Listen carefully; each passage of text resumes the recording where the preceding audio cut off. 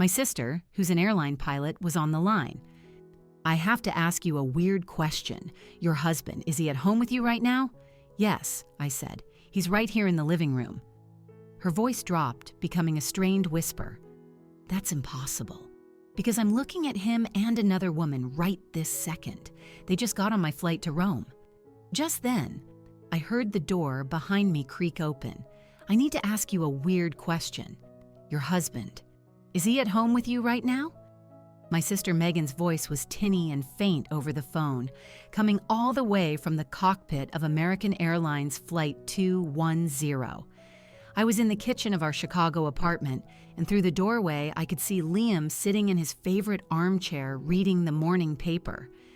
"Yes," I said, my voice slow. "He's sitting right here in the living room." The silence on her end of the line was heavy and wrong. Then, Megan whispered the sentence that cracked the foundation of my life. "That's impossible. Because I'm looking at him and another woman, right this second. They just got on my flight to Rome." I heard footsteps approaching from behind me. Liam walked into the kitchen, coffee cup in hand, giving me the same easy smile he'd offered every morning for the last 8 years. The mug in his hand was the one I'd given him for his 40th birthday. It was a simple white ceramic mug with "World's Okayest Husband" printed on it in plain black letters. He'd chuckled when he unwrapped it, saying it was genius because he didn't trust people who aspired to be the best. That was 3 years ago, back when I found his self-aware humor charming, not like a carefully constructed act. "Who's calling this early?" Liam asked, moving to the coffee pot to get a refill. His Tuesday morning ritual was set in stone. Coffee, the Wall Street Journal, a quick breakfast, and then off to his tennis match at the club by 11.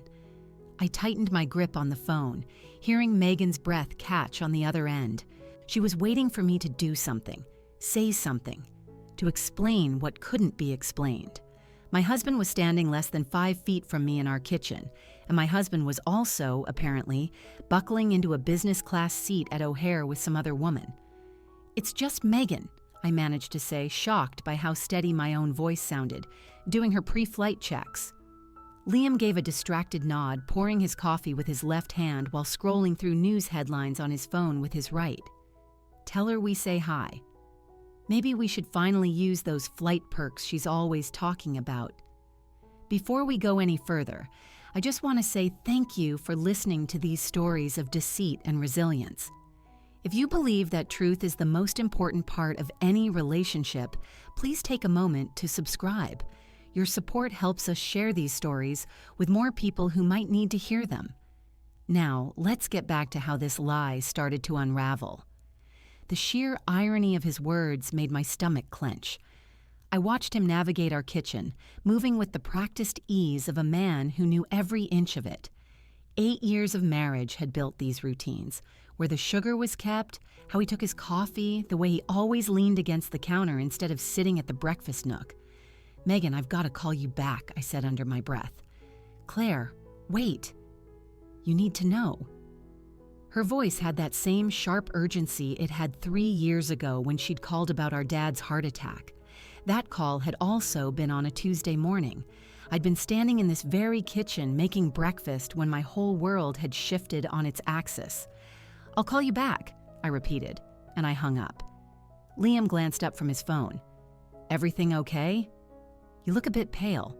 "Did I?" I saw my reflection in the dark screen of the microwave. It was the same auburn hair and a messy ponytail, the same green eyes I'd inherited from my father, the same face that had looked back at me every morning for 38 years. But Megan's words had altered something fundamental. The kitchen suddenly felt foreign, like when you realize a painting has been hanging slightly crooked for years and you can't unsee it. "Just tired," I said, reaching for my own mug. My hands weren't shaking. My 20-year career as a forensic accountant had taught me one thing: how to keep a poker face when discovering that everything you thought was true was a lie. I had sat across from CEOs who swore on their children's lives that millions of dollars hadn't just vanished, all while I nodded, took notes, and mentally filed away the evidence of their fraud. "You should go lie down for a bit," Liam suggested, his soft Irish accent still having its familiar, comforting effect. It was that accent that had first drawn me in at a friend's dinner party 9 years ago. He'd been trying to explain the rules of hurling, gesturing so wildly with his wine glass that he'd spilled it all down the front of my dress. His mortification had been so genuine, so endearing. Or had it been? "Maybe I will," I said, studying his face. The same strong jawline, the same green eyes with little flecks of gold, the same tiny scar over his left eyebrow from a childhood fall off a bike. Every detail was exactly as it should be. My phone vibrated. It was a text from Megan. "Look at this, now." A picture loaded onto my screen. It was taken through a plane window showing the business class cabin, and there, in seat 3B, was a man in a crisp blue suit. The photo was angled, but his profile was undeniable. The way he held his head, the line of his jaw, the specific way his hand moved as he talked. It was Liam, my Liam. He was talking animatedly to a blonde woman who looked to be in her mid-20s, and her hand was resting on his arm with a casual intimacy that spoke volumes. I looked up at the Liam in my kitchen. He was wearing a gray cashmere sweater, his reading glasses perched on his head, the same gold wedding band on his finger that we'd picked out together in a little shop in the Gold Coast. "Actually," I said, my voice shockingly level, "I think I'll make waffles." "Waffles?" He cocked an eyebrow. "On a Tuesday? What's the special occasion?" The occasion was that my sister was watching my husband on a plane to Rome while my husband was standing in my kitchen, and one of these two realities was a fabrication. But I couldn't say that. Not yet. Not until I had more data. Can a wife just feel like making her husband waffles? He gave me that little half smile that used to make my stomach do a flip. "Of course. But you know I've got tennis at 11. "Plenty of time," I said, pulling out the ingredients. Flour, eggs, milk. Simple, logical things that made sense. Unlike the picture on my phone that showed my husband existing in two places at once. As I measured the flour, my mind started connecting dots I'd previously dismissed. The time he came home from a client dinner, smelling of a perfume that wasn't mine. The weekend he'd supposedly gone to a conference in Detroit that I couldn't find any trace of online afterward. The fact that he'd been so perfect recently. Too perfect. No forgotten anniversaries, no clothes left on the floor, none of the little annoying habits that used to grate on me but had strangely disappeared. "I love you," Liam said suddenly, walking over to kiss me on the forehead. His lips felt warm, familiar. "I love you too," I heard myself say, the words feeling as hollow as the measuring cup in my hand. He went back to his paper, sinking back into his morning routine. I watched him fold the pages with his precise, measured movements. Every gesture burned into my memory. But memory, as I was starting to understand, could be a liability. Reality could be manipulated. And somewhere between my kitchen and O'Hare Airport, my marriage had forked into two separate timelines. One of them was a lie. I picked up my phone and sent a quick text to Megan. "Don't let that flight leave." But as I hit send, I knew it was a futile request. The engines were already roaring.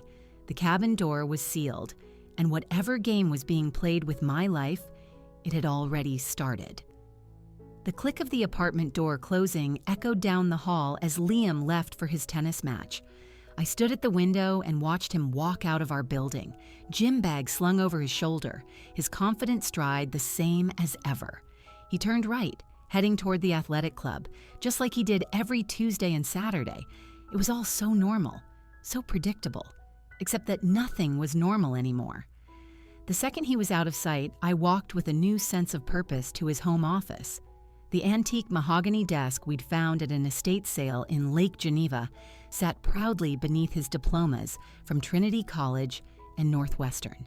Everything on it was perfectly organized, as always, but I knew from years of my work that pristine organization was often a smokescreen for the most tangled deceptions.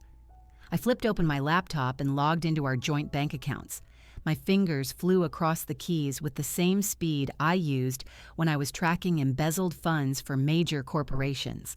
The credit card statements took a moment to load, and each month that appeared revealed a pattern that made my chest constrict. And there it was, a charge from the Hotel Eden in Rome, from April 10th to the 13th. I remembered that weekend perfectly. Liam had supposedly driven up to Lake Geneva to help his mother clear out the garage after his father passed. I'd offered to come along, but he insisted I stay home and relax after a particularly brutal audit I'd just finished. The hotel bill was for two, room service charges for two, a couple's massage at the spa. My hands started to tremble as I scrolled down. The Ritz-Carlton in Naples, Florida, a weekend when he'd claimed to be working late on a deal in the Loop. I'd been home with a terrible flu, too sick to even think to question why his late nights required staying in hotels just 20 minutes from our apartment. Next, I pulled up his corporate card statements. More hotels, more restaurants I'd never even heard him mention, a charge from a high-end jeweler that had never resulted in a gift for me.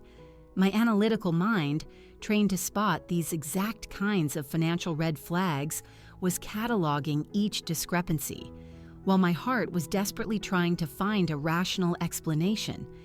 Maybe they were for clients, maybe the hotels were for visiting partners from the London office, maybe there was some explanation that didn't involve my husband living a completely different life behind my back.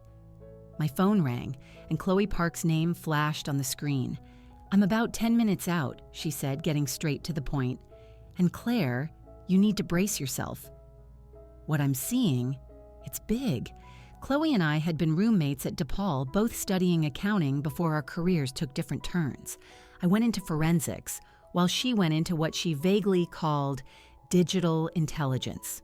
Her own messy divorce from a hedge fund manager who'd been cheating with his 24-year-old assistant had turned her from a corporate analyst into a specialist in, as she put it, marital discovery. While I waited, I kept digging. Our shared investment accounts looked normal on the surface, but when I looked closer, I found a series of withdrawals I didn't recognize. Small amounts at first, $5,000 here, $10,000 there. Always just under the amount that would have triggered an automatic alert from the bank. It was the kind of systematic draining I'd seen in a dozen fraud cases. Except this time, it was my own money. The doorbell buzzed. Chloe stood there in her usual all-black outfit, a tablet clutched in her hand, her face set in a grim expression. It was the same look she'd had when she found out about her own husband's affair, the same look she'd worn when she had to tell me about the secret debts my father had left behind, the look that said brutal honesty was required.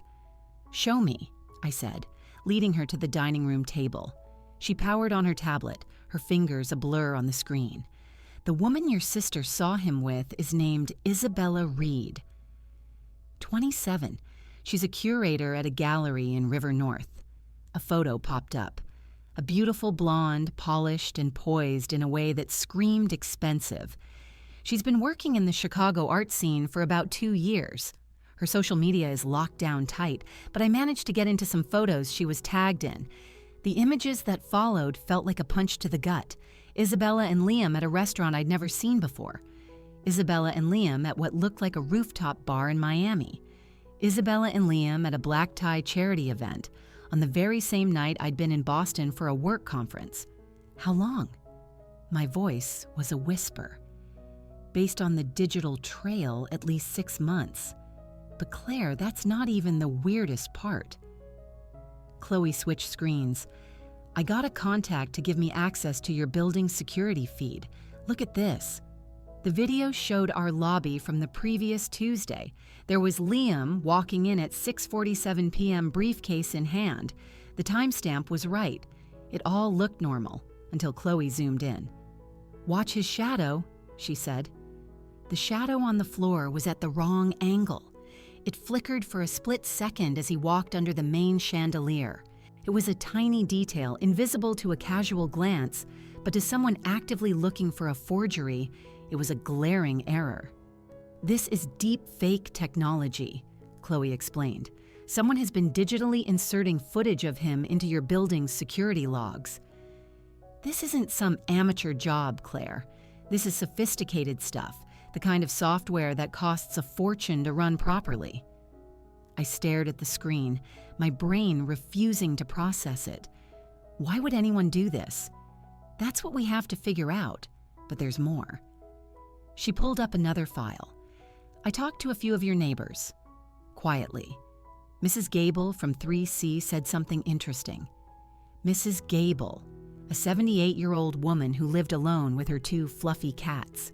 She spent her days watching the hallway from her peephole, the building's unofficial surveillance system. She said she saw Liam leaving with suitcases 3 months ago, the same weekend you were at that conference in Boston. She remembers it because he helped her carry her groceries in on his way out. He told her he was going away for a while. I remembered that weekend vividly. The conference had been mandatory, 2 days of mind-numbing presentations. I had come home on Sunday night to find Liam in the kitchen, making my favorite dish, rosemary chicken.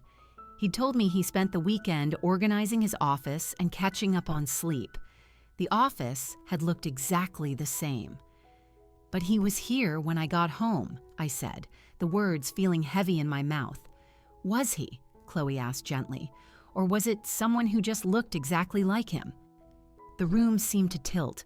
I gripped the table, my accountant's mind trying to sort this into neat, logical columns, but there were none. That's crazy. People don't just get replaced. No, Chloe agreed, her voice firm. They don't. Not without a lot of money and a lot of planning. Claire, has Liam been working on anything sensitive? Any big deals that might make him a target?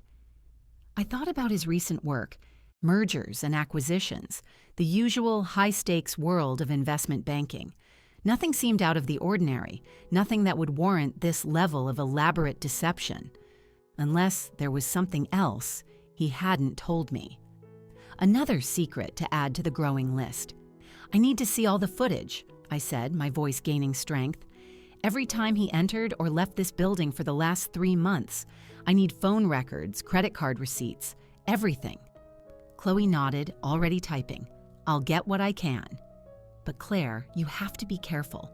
Whoever is behind this, whether it's Liam or someone else, they've put serious resources into it. This isn't a simple affair. This is something else entirely. Chloe left after giving me a new, encrypted phone to contact her, warning me to act completely normal until we knew exactly what we were dealing with. I spent the rest of the afternoon in a haze, cleaning things that were already clean, organizing files that were already organized, anything to keep my hands busy while my mind spun with increasingly insane possibilities. At 5:30, I heard his key in the lock, the man who might not be Liam, the stranger who had been living in my home, sharing my bed, playing the part of my husband so perfectly that I'd never once questioned it until today. I composed my face into a mask of calm and started dinner. Something smells incredible, he called out, just like he always did. The routine was so deeply ingrained, it felt like muscle memory. I had decided to make my grandmother's pad thai recipe. The smell of garlic, lime, and tamarind filled the apartment. This dish was significant. The real Liam had a severe, life-threatening peanut allergy. It was documented on his medical records, confirmed by 3 separate trips to the ER over the years. He wore a medical alert bracelet, which he hadn't taken off in 8 years, that specifically listed peanuts as fatal. Your favorite, I said, placing the plate in front of him. It was loaded with crushed peanuts. My voice sounded completely normal, even cheerful. 2 decades of facing down corporate fraudsters had taught me how to compartmentalize my panic. He looked down at the plate with what seemed like genuine excitement. You haven't made this in years. That was true. I hadn't made it because my husband would go into anaphylactic shock if he ate it. But this man picked up his fork without a moment's hesitation, twirled the noodles like an expert, and took a big bite, complete with a generous amount of peanuts. There was no reaction, no swelling, no gasping for air, no frantic reach for an EpiPen. Just a man enjoying his meal. This is fantastic, he said, taking another bite. Your grandmother would be so proud. My grandmother had been gone for 15 years, but she would have been horrified to see me using her recipe to test someone like a lab rat. I watched him eat, my mind cataloging every gesture, every expression, searching for a flaw in his performance. "So I was thinking," I said, refilling his wine glass with the casual calm of someone discussing the weather, "we should go visit your mother this weekend." The real Liam would have instantly come up with a reason not to. His relationship with his mother was strained on a good day, toxic on a bad one. She had never approved of me, never forgiven him for marrying an American who wasn't from her social sphere. Our visits to her home in Lake Geneva were carefully planned and rationed events, usually requiring weeks of mental preparation. "That's a wonderful idea," he replied without skipping a beat. "She'll be absolutely thrilled to see us." Thrilled. His mother had never been thrilled about anything involving me. I could feel my phone, propped up behind the fruit bowl, recording our entire conversation. It would be evidence of... what? That my husband had been replaced by a man who actually liked his mother? "We could make a whole weekend of it," I pushed, turning the screw. "Help her with that garden she keeps talking about." "Perfect. I'll give her a call after dinner to let her know we're coming." The real Liam would rather have a root canal without anesthesia than spend a weekend weeding his mother's rose bushes. This man was failing every single test, yet he was perfectly succeeding at being a better, more agreeable version of my husband. After dinner, we fell into our usual evening routine on the couch. A show on Netflix, some light chatter about our days, the easy silence of a long married couple. Except nothing about it was easy anymore. Every move he made, every word he spoke felt like I was watching a masterful actor performing a role he'd rehearsed to perfection. "I'm exhausted," I announced around 10, stretching dramatically. "That audit today was a killer." "You work too hard," he said, leaning over to kiss my forehead. The kiss felt warm, the pressure was familiar, yet it was wrong in a way I couldn't quite define. In our bedroom, I changed into my pajamas while he was in the bathroom. The sounds were all correct. The buzz of the electric toothbrush for exactly 2 minutes, the gurgle of mouthwash, the splashing of water as he washed his face. Someone had studied my husband's habits with the precision of an anthropologist. When he got into bed beside me, I forced myself to lie perfectly still. He turned on his side, his back to me, and his breathing evened out within minutes. The real Liam was a chronic insomniac who often read for hours, well past midnight. This man fell asleep with the ease of someone who had no secrets, no worries, and no stolen identity to keep him awake. I waited, counting his breaths, until I was sure he was in a deep sleep. Then I carefully slipped out of bed, moving with the slow, deliberate care of someone disarming a bomb. His briefcase was in its usual place by the dresser. The leather was soft and worn from years of use. The real Liam's briefcase now carried by an imposter. Inside, at first glance, the contents seemed normal. A laptop, stacks of files, business cards. But tucked underneath a thick portfolio, I found an envelope that didn't belong. My fingers trembled as I pulled out its contents.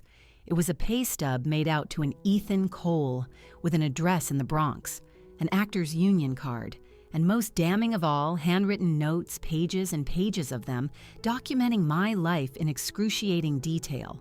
My morning routine, down to my favorite coffee mug, my common speech patterns with certain phrases circled, notes about our relationship history that read like a script for an audition. Claire likes her coffee with a splash of cream, no sugar. Calls her sister every Tuesday and Thursday. Anniversary is November 5th. She pretends not to want flowers but expects them. Father passed away 3 years ago. Avoid the topic. Always cries at the end of It's a Wonderful Life. Our entire marriage boiled down to a list of bullet points. A character study for an actor preparing for the role of a lifetime. At the bottom of the very last page, there was a note in a different handwriting. 3 months max. Maintain cover until the transfer is complete. 3 months. This act had a deadline. I slipped the papers back into the briefcase, my hands shaking. My mind was racing, trying to understand the meaning of transfer is complete. Transfer of what? Our money, the apartment, my entire life? I took pictures of every single page with the encrypted phone Chloe had given me. Then I crept back into bed, where the stranger wearing my husband's face slept on, completely oblivious. The next morning, Sunday, I watched Ethan perform his morning routine with a new, chilling clarity. Every gesture was deliberate, every word carefully chosen. When he mentioned going to the gym, I invented an urgent client emergency that required me to go into the office immediately. He barely registered it, giving me a distracted wave from behind his tablet, his mind clearly already somewhere else. My office building was a ghost town on Sunday morning, populated only by security guards and the lingering specters of financial crimes. I locked myself in my corner office with its view of Millennium Park and opened my laptop, filled with the cold resolve of someone about to perform surgery on their own life. The same forensic accounting software I used to hunt down corporate embezzlers would now be turned on my own finances. I started with our joint checking account. The last 3 months showed a pattern so subtle I would have missed it if I hadn't been specifically looking for theft. A series of transfers for $9,999, just $1 below the federal reporting threshold, moving to accounts I'd never seen before. The receiving banks were in the Cayman Islands, a jurisdiction famous for its ironclad privacy laws and resistance to international inquiries. Each transfer had been authorized using my husband's credentials at times when Ethan, the imposter, had been sitting across the dinner table from me or sleeping in my bed. The real Liam was somewhere else, methodically draining our life savings while his paid double kept me distracted with a flawless performance of domestic bliss. I followed the money through 3 different shell corporations, each one registered in a different tax haven, each one a dead end leading to another. LuxCorp in the Caymans, Meridian Holdings in Panama, Apex Global in Cyprus. These were corporate structures designed specifically to launder money and shield assets from people just like me. The trail finally went cold at a series of Swiss banks whose secrecy was legendary. 15 years of savings, investments, and careful planning were vanishing into numbered accounts that I could see but couldn't touch. The sheer scale of the theft made me feel physically sick. $400,000 from our investment portfolio, $600,000 from a home equity line of credit we had never even used, another $500,000 from various retirement accounts, all taken as loans that wouldn't set off immediate alarms. $1.5 million, siphoned away while I was sleeping next to a stranger who had memorized my coffee order. But the money was just the beginning. When I logged into my own professional client database, I found something even worse. The login records showed access from a series of IP addresses I didn't recognize. There were downloads of highly sensitive financial data from 3 major corporate audits I had recently completed.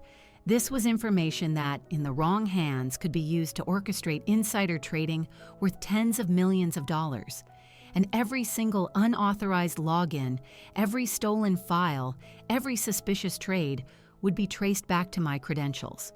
It was a perfect frame-up. If this was discovered, I wouldn't just lose my money. I would lose my professional license, my career, and very possibly, my freedom. I needed help, and it had to be more than what Chloe could provide. Jessica Ford answered on the 3rd ring, her voice thick with sleep.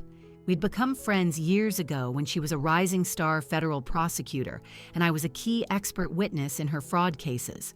Her own divorce from a judge who had been caught taking bribes had ended her government career, but had given her a sharp, cynical understanding of how the system often failed women who discovered their husbands were criminals.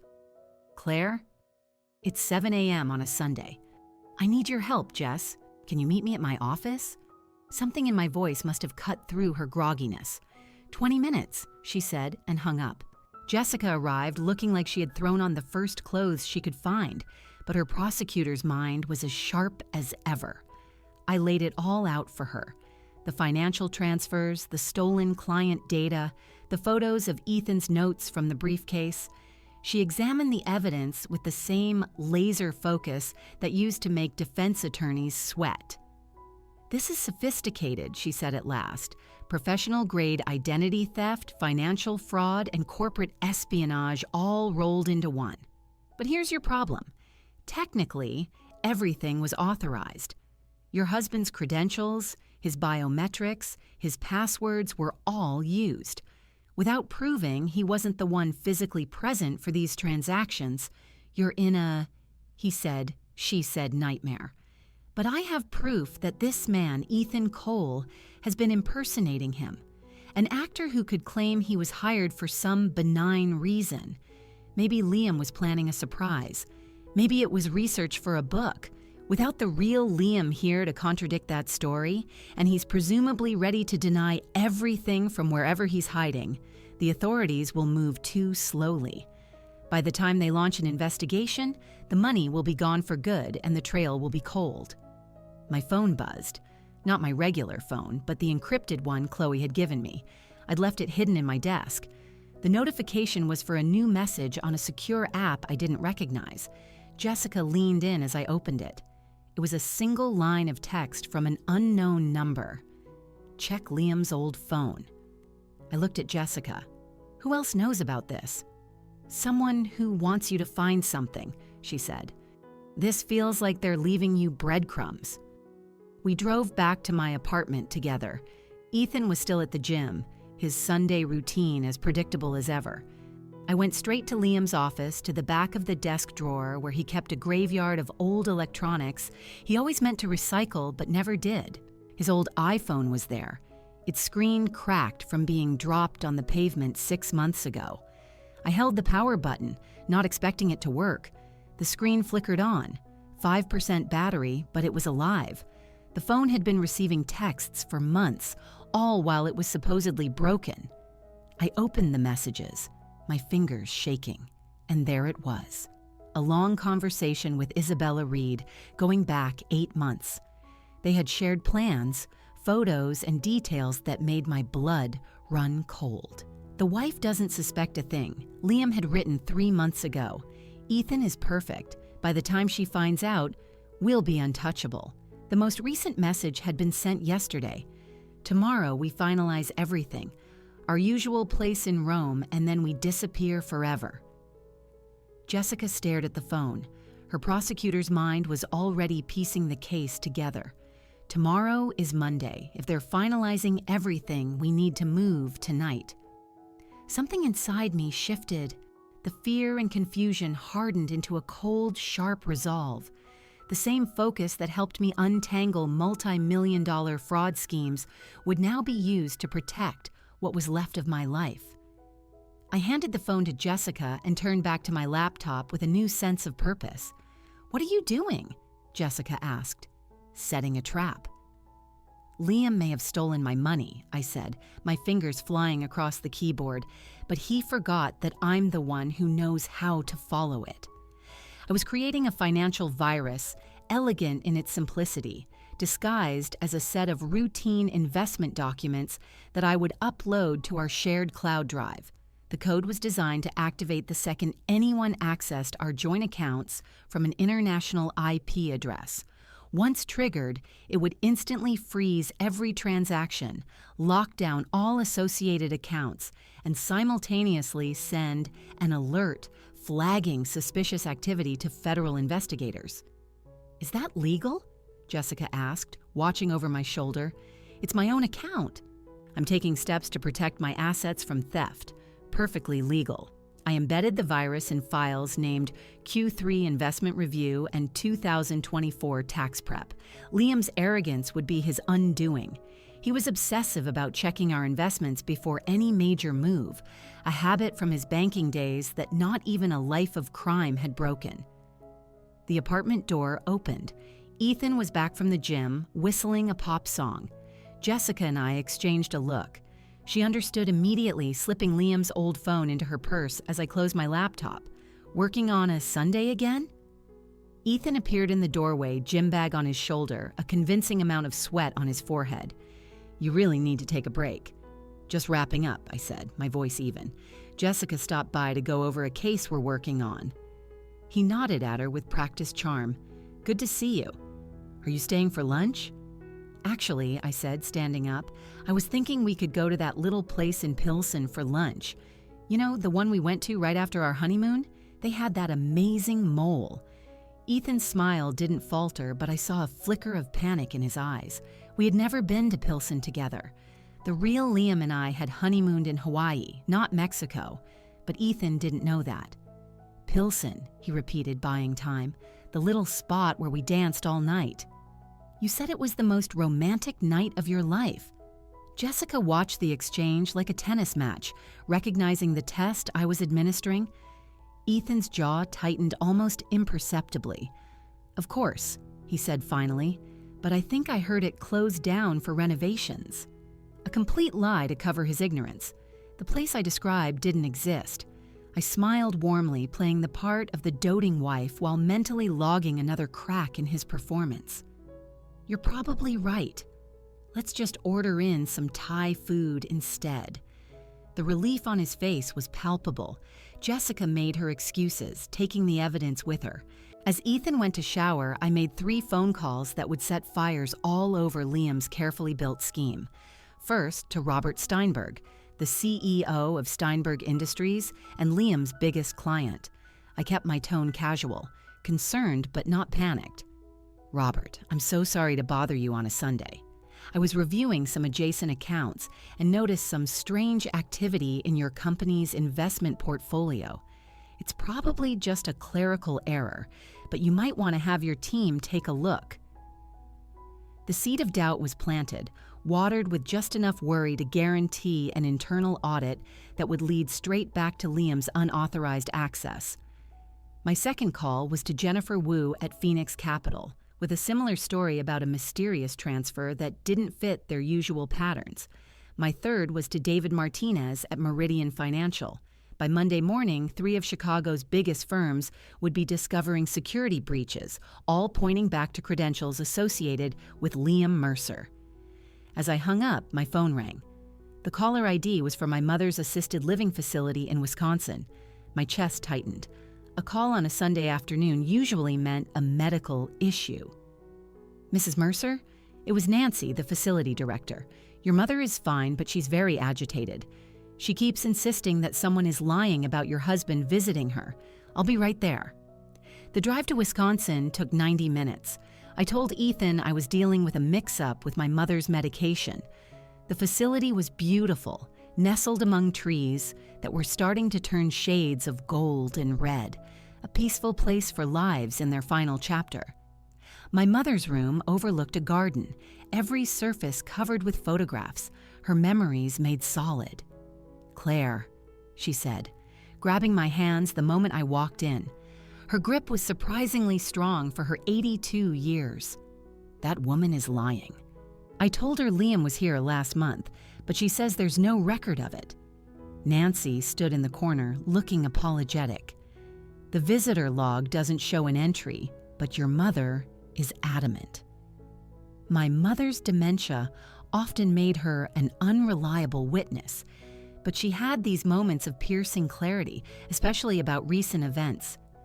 Tell me about his visit, Mom. He came on a Thursday. I remember because it was pudding day. He was asking about your father's life insurance, wanted to know if there were any other policies besides the one you knew about. I told him about the Northwestern Mutual policy, the one your father never mentioned. Liam said he just wanted to make sure you were taken care of. My blood ran cold. There had been another policy, one I'd only found after my dad died. $500,000 that had gone toward my mom's care. Almost no one knew about it. Did he ask about anything else? The safety deposit box. He wanted to know which bank, what was inside. I told him it was just your father's old coin collection, the one he always thought would be valuable. I kissed her on the forehead, promised I'd be back soon, and stepped out into the hall with Nancy. Check your security footage from last month, every Thursday. Nancy pulled up the files on her tablet.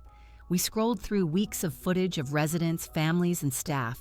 And then, there he was, August 15th, 2:47 p.m., Liam walking through the front doors, signing the visitor log, and spending 43 minutes with my mother. But the log... Nancy pulled up the scanned image of the physical sign-in sheet. Liam's name wasn't there. The page had a blank line as if that entry had been skipped.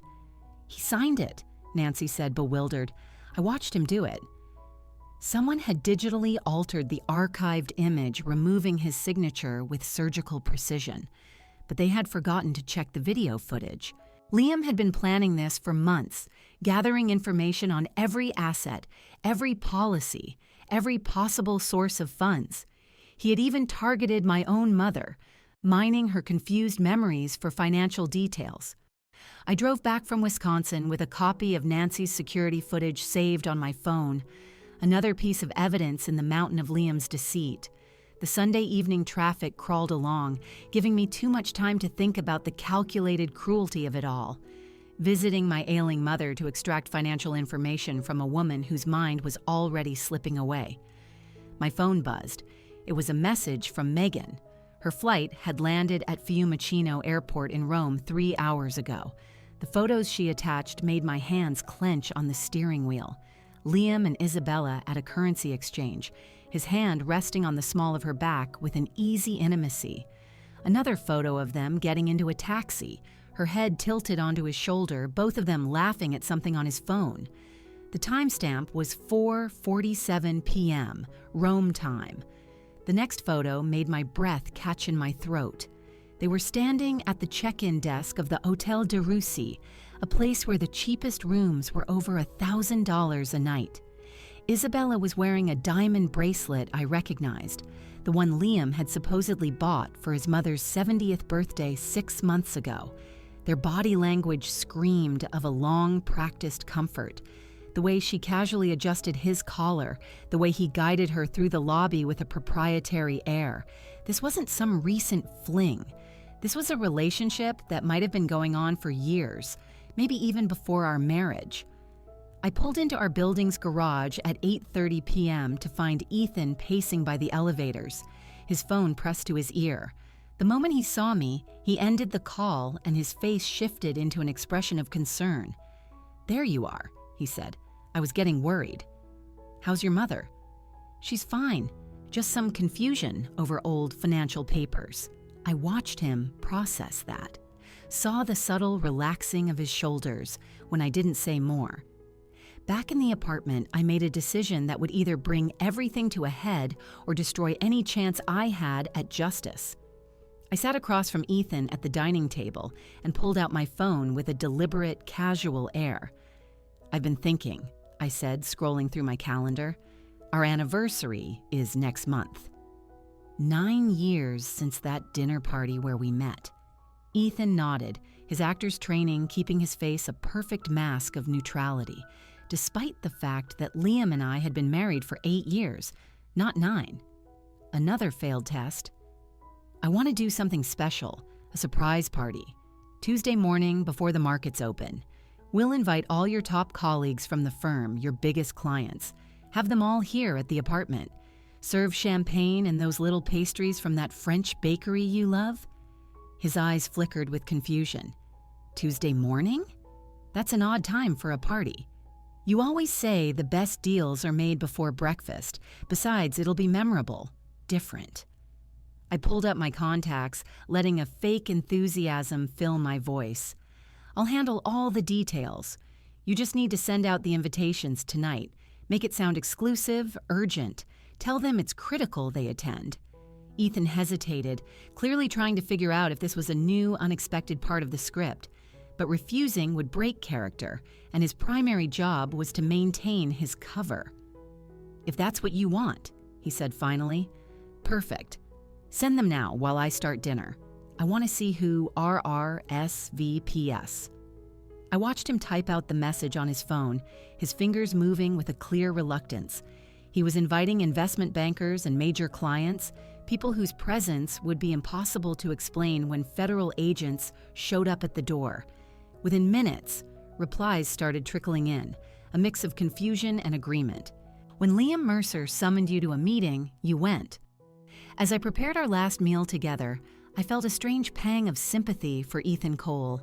He was a struggling actor from the Bronx who thought he'd landed his big break, playing a role in what he probably assumed was an elaborate prank or a hidden camera show. Instead, he'd become an accessory to federal crimes, trapped in a performance where the stakes weren't bad reviews, but prison time. I made salmon and asparagus, something quick and simple. Ethan sat at the kitchen island, keeping up the illusion of domestic tranquility, while we both knew something fundamental had shifted between us. The script he had so carefully memorized no longer matched the scene we were playing. "Wine?" I offered, holding up the bottle of Malbec we usually had on Sunday nights. He shook his head a little too quickly. "I'm not feeling great. I think I might be coming down with something." It was the first time in 3 months he had ever refused a drink. His instincts were screaming at him, even if his mind hadn't yet pieced together the danger he was in. I poured a glass for myself, needing the liquid courage for what was about to happen. "Ethan," I said quietly, and his entire body went rigid. I had never used the wrong name. "I know who you are." The silence in the room was so thick you could cut it with a knife. His face went through a rapid cycle of emotions: shock, fear, calculation, and finally, a weary resignation. When he finally spoke, the smooth Irish accent was gone, replaced by the unmistakable sound of the Bronx. "How long have you known?" "Since Tuesday morning. When my sister saw the real Liam get on a plane while you were sitting in our living room." He dropped his head into his hands, a gesture so genuinely human that for a moment my anger subsided. "I didn't know," he said, his voice cracking, "about the crimes, I swear. He told me you were separated, that he just needed someone to house sit and keep up appearances for business. He paid me 20 grand in cash to pretend to be him for 3 months. I thought it was weird, but I thought it was legal." "And you really believed that?" "I wanted to," he said, his voice barely a whisper. "I've been auditioning for 15 years, man. Waiting tables, driving for Uber, watching guys half my age get the parts I wanted. Then this guy comes along and offers me more money than I've ever seen just to play a role. I didn't ask questions I couldn't afford to know the answers to." My phone buzzed with a text from Jessica. "FBI is a go for tomorrow morning. Everything is in place." I looked at Ethan, this stranger who had slept in my bed and eaten at my table, a pawn in a game that had destroyed my life. But as I looked at him then, at the sheer defeat in his eyes, I recognized him as another one of Liam's victims. "Tomorrow morning, federal agents are going to show up here. The people you invited are going to be here to witness it. You can either be arrested as a co-conspirator in a multi-million-dollar fraud, or you can cooperate as a witness." "Witness," he said, without a second of hesitation. "God, witness." "I have stuff. Recordings, documents. He made me keep everything in case you got suspicious. He called it his insurance policy." Ethan spent the night on the couch, after telling me about a storage unit where he had kept everything: contracts, recordings of his calls with Liam, and detailed instructions for how to maintain the elaborate deception. Neither of us slept much, both waiting for the dawn that would bring this twisted performance to its end. At 5:47 a.m., my phone rang. "They got them," Megan said, her voice a mixture of exhaustion and triumph. "The Italian police arrested them at Fiumicino. They were trying to get on a connecting flight to Zurich. I put her on speaker so Ethan could hear."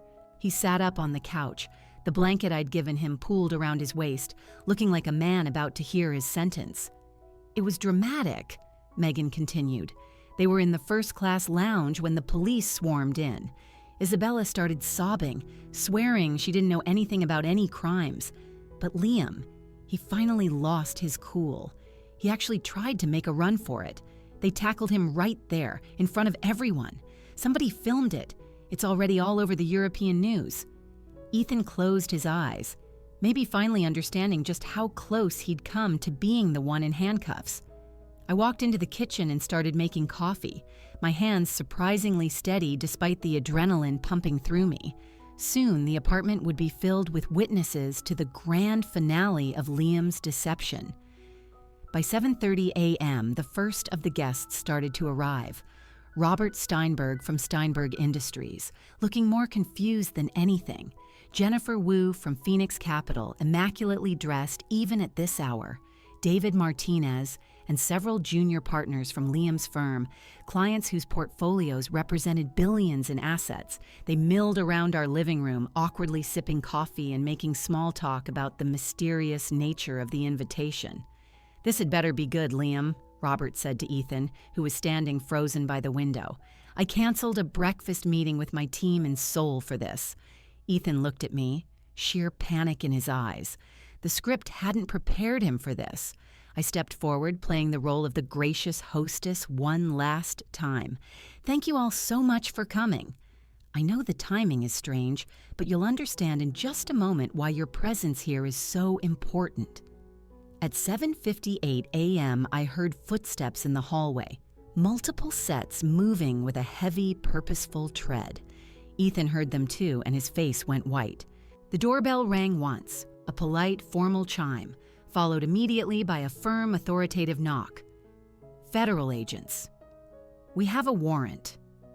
The room broke out in a chorus of confused murmurs as I opened the door. 6 FBI agents filed in, their presence instantly changing the atmosphere from an awkward social gathering to a crime scene. The lead agent, a woman with steel gray hair and eyes that missed nothing, held up her credentials. "Agent Sarah Brennan, FBI Financial Crimes Division. We're looking for Liam Mercer." "That's me," Ethan said, his Bronx accent cutting through the last remnants of the Irish one. "Except it's not. He looked at Agent Brennan with a look of desperate relief. "I want to cooperate. I have evidence. I was hired to impersonate him." The room fell dead silent, the only sound the clatter of a coffee cup hitting a saucer. Robert Steinberg's mouth was hanging open. Jennifer Wu had her phone out, no doubt calculating her firm's financial exposure to whatever this was. "Mr. Cole," Agent Brennan said, already knowing his real name, "you're under arrest for conspiracy to commit fraud, identity theft, and money laundering." As they put him in cuffs, he looked at me with something that looked like gratitude. "The storage unit on Bronx River Avenue," he said quickly. "Unit 447. Everything is in there." While one agent read Ethan his rights, my laptop chimed with the notification I'd been waiting for.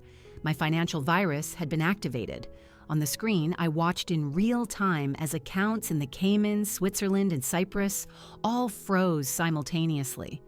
$47 million in stolen funds, locked in digital stasis. The transaction records were automatically forwarded to federal prosecutors, the IRS, and the SEC. Every agency Liam thought he was smarter than now had a complete, undeniable record of his crimes. "Mrs. Mercer," Agent Brennan said, approaching me while her team secured Ethan. "We'll need you to come downtown to give a formal statement." Of course, but first these people deserve to know why I brought them here.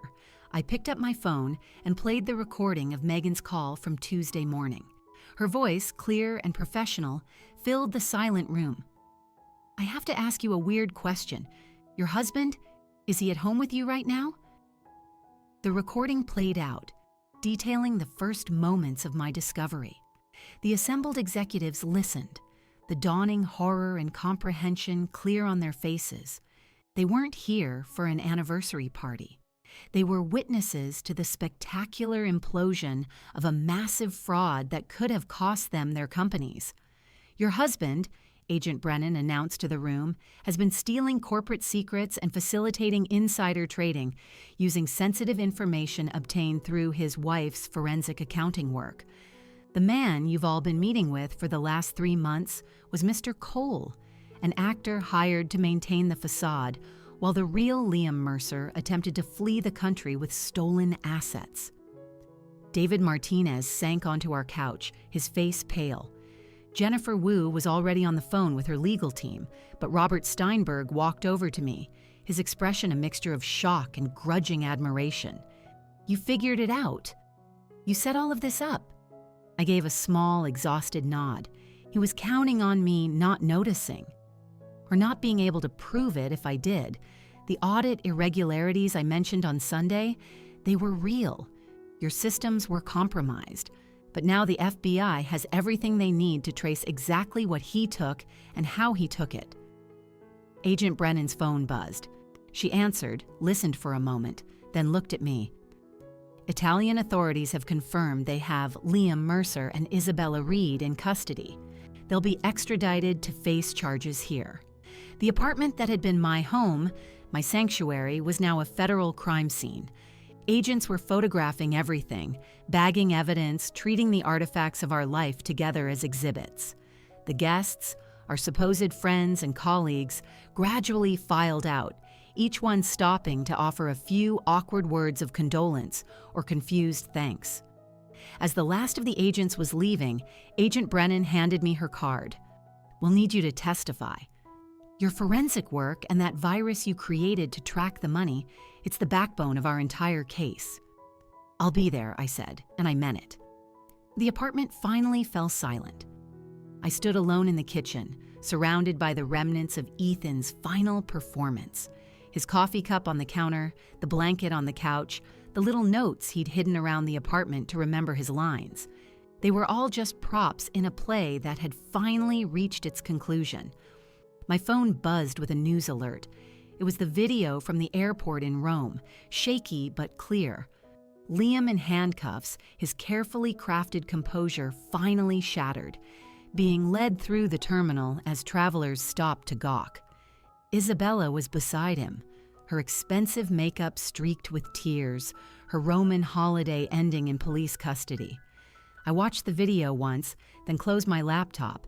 Liam's downfall was playing out in a grainy airport video that had somehow become the most watched clip on every financial news network. The timestamp in the corner read 6 months ago, but it felt like a different lifetime had passed since that Tuesday morning when my reality had split in two. The apartment was now an empty shell, our furniture sold or given away, the walls marked by pale rectangles where our art used to hang. The movers had taken the last of the boxes yesterday, leaving behind only the hollow echoes of a marriage that had been more of a performance than a partnership. I stood at the large windows overlooking the city, the keys to the apartment feeling heavy in my hand, waiting for the building manager who would take them in 20 minutes. The divorce had been surprisingly swift once the federal prosecutors laid out their case. Liam's lawyer, working from a French prison while his client fought extradition, had no leverage against the mountain of evidence of fraud, identity theft, and conspiracy. The judge, a woman who'd seen her share of financial criminals, had been particularly unmoved by the story of a husband who hired an actor to replace himself while he liquidated their marital assets. The settlement left me with more than I ever expected: the proceeds from the apartment sale, a significant portion of the recovered funds, and damages that Liam's professional liability insurance paid out to avoid a public trial.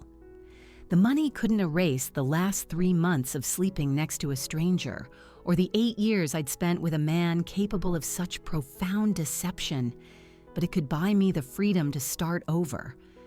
My phone chimed with a calendar reminder for a client meeting. The irony wasn't lost on me that my own trauma had now become my professional specialty. The office space I'd leased in the Loop had a simple brass plate on the door: Mercer Forensic Consulting, specialists in marital asset protection and identity verification.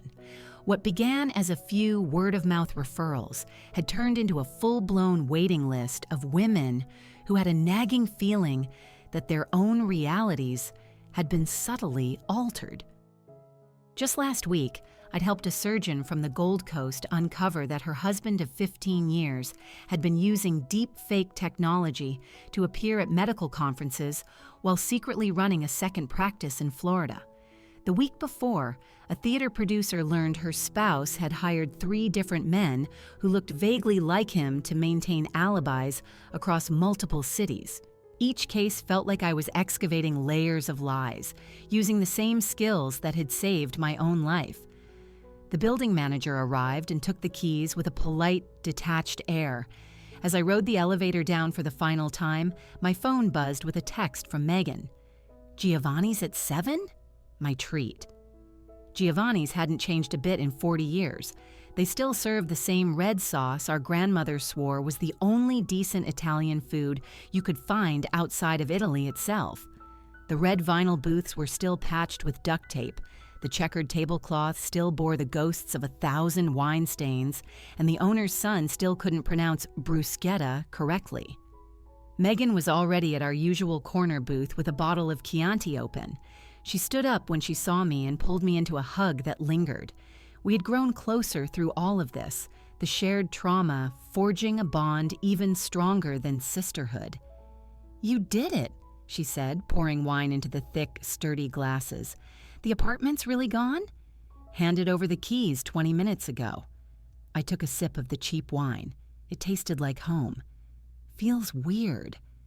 8 years of my life, gone in an afternoon. Not gone, repurposed. Megan raised her glass. To the woman who figured out her husband was in 2 places at once and took down an international fraud ring. To the pilot who made the phone call that saved my life, I countered.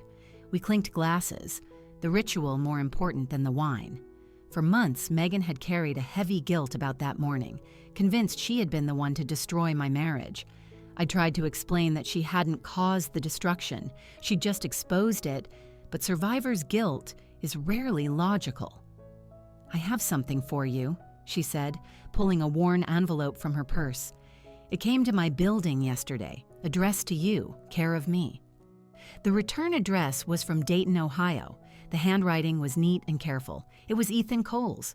I opened it slowly, unsure if I wanted to hear from the man who had lived my life for 3 months. "Dear Claire," the letter began. "I wanted to reach out now that all the legal stuff is over. First, thank you for not pressing more charges. The FBI had enough on me, but your testimony helped me get probation and community service instead of real time.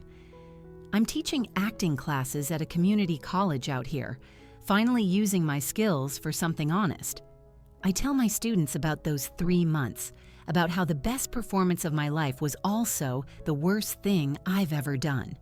Some roles, I tell them, just aren't worth playing, no matter the paycheck. I think about you sometimes and wonder how anyone recovers from what Liam did. Then I read an article about your new firm, about the women you're helping, and I realize you've managed to turn poison into medicine. That's a kind of strength I didn't know was possible. There was one thing in the storage unit that I didn't give to the FBI. It was a photo from your wedding that Liam had in his instruction packet. You looked so genuinely happy. I'm sorry I was a part of taking that away from you. I hope you find something real to replace what he stole. With sincere regret and genuine admiration, Ethan Cole. Folded inside the letter was the photograph. Liam and me cutting our wedding cake, both of us laughing at something just out of frame. I studied my younger self, trying to remember what had been so funny, what had caused such a moment of pure, unadulterated joy. The memory was gone. "He seems truly sorry," Megan said, reading over my shoulder. "He was a victim in his own way. Liam destroyed a lot of lives chasing money that's now sitting in a federal account." I tucked the photo back into the envelope. Ethan just had the bad luck of being desperate enough to say yes to the role. We ordered our usuals, pasta arrabbiata for me, linguine with clams for her, and enough garlic bread to worry a cardiologist. The familiar tastes were comforting, a sense of continuity in a life that had been completely upended. "So what's next?" Megan asked, twirling pasta around her fork. "Rebecca Harrison tomorrow. She's a tech CEO who thinks her husband is using AI to fake his business trips. Then on Thursday, I have the Whitman case. I meant for you, not for work, for you." I thought about the question, letting it hang in the air between us like another guest at the table. 6 months ago, I thought my entire future was mapped out, a comfortable, predictable road. Now, at 38, I was single, thriving in a career I had basically invented, and completely uncertain about everything except my next client appointment. "I don't know," I admitted, and I was surprised by how honest it felt. And for the first time in a long time, that feels liberating. If this story of calculated revenge kept you hooked until the very end, hit that like button right now. My favorite part was when Claire served Liam his favorite pad thai, knowing he was deathly allergic and watching the imposter eat it without a single reaction. What was your most jaw-dropping moment? Drop it in the comments below. Don't miss more gripping stories of betrayal and justice.